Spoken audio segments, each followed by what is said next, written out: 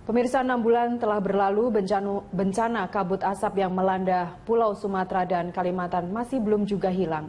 Kondisi di sejumlah provinsi bahkan makin membahayakan kesehatan warga. Indeks standar pencemaran udara di berbagai daerah pun merambat naik ke level berbahaya. Bencana kabut asap di 6 provinsi di Pulau Sumatera dan Kalimantan belum juga hilang meski telah 6 bulan melanda. Berdasarkan data Badan Nasional Penanggulangan Bencana, jarak pandang di Palangkaraya hanya 100 meter.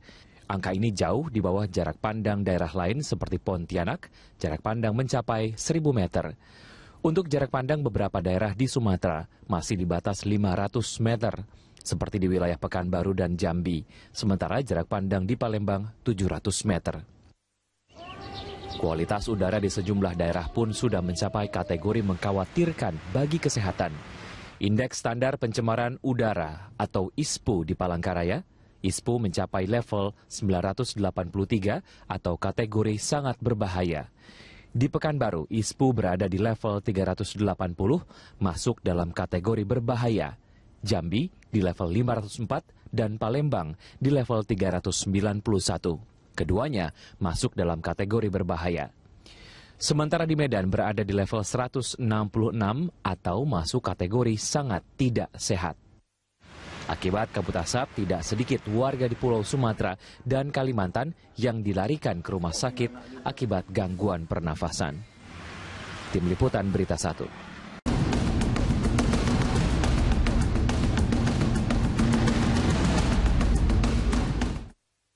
Darurat kekerasan anak masih menjadi topik lansor kita siang ini dan kita sudah bersama dengan Pak Heru yang ada di Rawamangun yang akan mengemukakan pendapatnya atau mungkin bertanya. Selamat siang Pak Heru. Selamat siang Berita 1. Selamat siang Bang Sirait.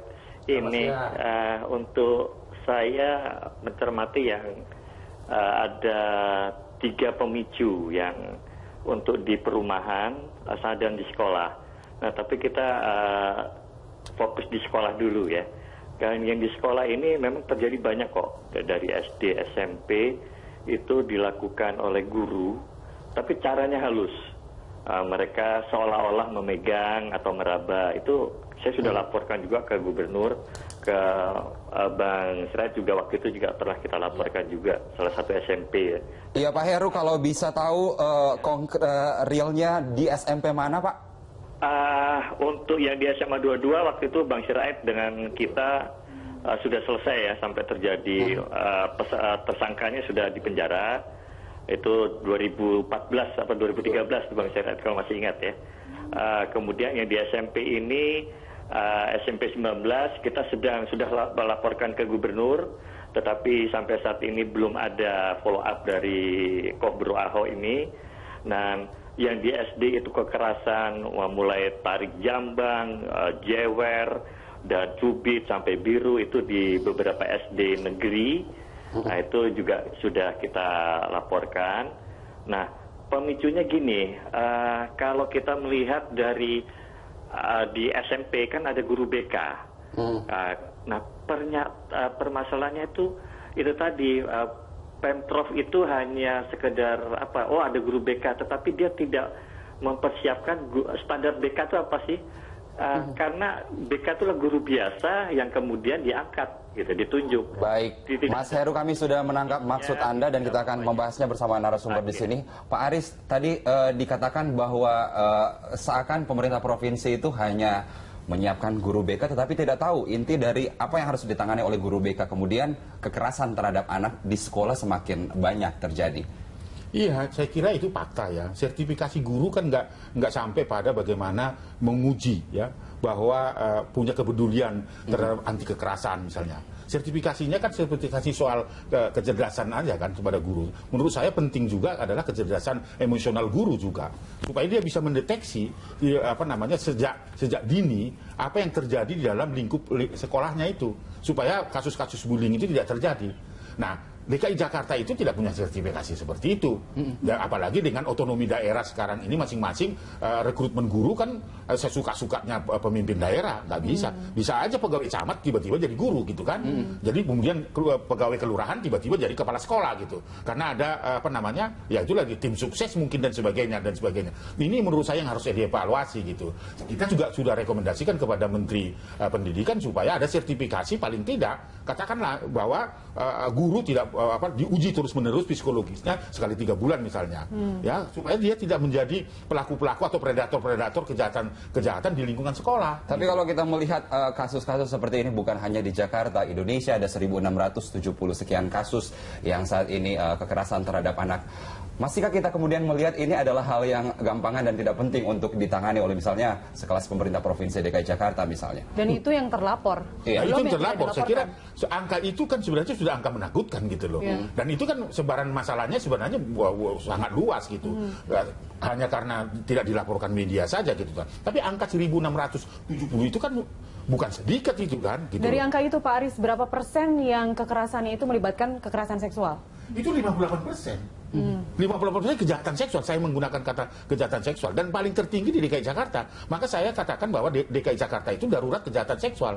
Nah, terjadi seperti apa yang terjadi yang dirasakan oleh adik kita PNF ini kan, itu kan sangat biadab. Dia sudah mengalami kejahatan seksual, dibunuh, disiksa, dimasukkan dalam kardus. Ini kan sebuah kejadian yang sangat amat luar biasa. Tentu kita ingin tahu kalau Pak Aris dan pihak terkait pernah bertemu misalnya dengan pemerintah Provinsi DKI Jakarta, seperti apa sebenarnya sih tanggapan atau respon dari Pemprov DKI dalam hal ini? Biasalah responnya peduli dengan, bahkan bilang kagum sekali dengan Komnas Perlindungan Anak, kagum sekali dengan para pegiat-pegiat perlindungan anak. Tetapi konkretnya apa? Kita bisa, ini tantangan loh. DKI Jakarta baru tanggal 23 Juli bersamaan dengan Hari Anak Nasional, Bapak Presiden Republik Indonesia yang terhormat itu sudah menetapkan DKI Jakarta itu ramah anak, memberikan penghargaan itu.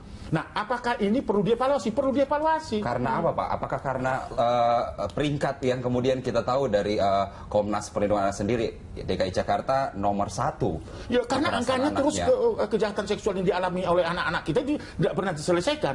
Simbol-simbol perlawanan yang harus dilakukan oleh DKI Jakarta juga tidak muncul gitu kan. Siapa yang merespon kasus ini coba?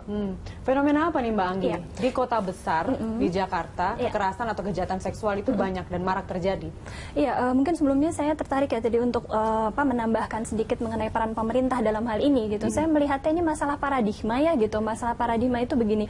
Dalam disertasi saya sudah menuliskan gitu ya, bahwa paradigma tentang kejahatan ini masih kita delegasikan kepada aparat kepolisian saja gitu. Artinya pemerintah ini kurang peka, kurang sensitif terhadap masalah kejahatan, kriminalitas gitu. Baik dari mulai deteksinya sampai pada pencegahannya.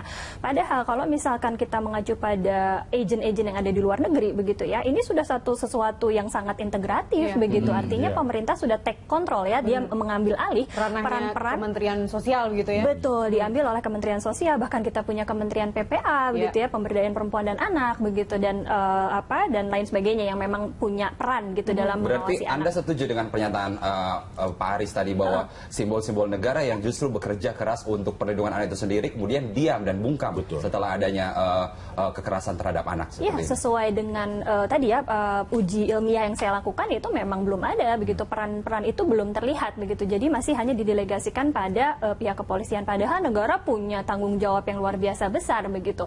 Makanya saran saya adalah begini, ayo kita lihat masalah ini bukan masalah kejahatan tapi masalah sosial juga begitu. Nah, artinya apa? Sehingga perubahannya itu bisa lebih komprehensif. Tidak hanya memikirkan bagaimana menangkap pelaku dan sebagainya. Padahal tadi kita sudah bilang ya, barriernya, hambatannya itu banyak gitu untuk menangkap pelaku. Kenapa tidak kita fokus pada deteksi dan pencegahan? Itu yang saya harapkan dari secara kriminologis begitu. Karena kriminologi tidak hanya melihat masalah hukum, tapi juga masalah penyebab kenapa kejahatan itu terus terjadi. Jika kita kembali ke masalah hukum nih Pak Aris. Sekarang kan dengan adanya kasus ini banyak anggota Dewan dari Komisi 8 pada teriak nih. Kita harus membuat revisi dari Undang-Undang Perlindungan Anak sendiri. Menurut Pak Aris, apakah memang dalam pasal-pasal Undang-Undang nomor 23 ya tentang perlindungan anak itu memang harus segera direvisi? Karena menurut Wakil Presiden belum perlu ya. Karena atau apakah karena ujung-ujungnya ada kekerasan seperti ini lalu DPR harus berbicara gitu dengan merevisi? Ya, saya tersenyum melihat itu gitu kan. Penegakan hukum, undang-undang itu belum dijalankan dengan baik. Isi undang-undang itu cukup baik ya, cukup baik. Kalau kita runtut ya, salah satu misalnya saya bukti ingin saya sampaikan kepada publik, pasal 77.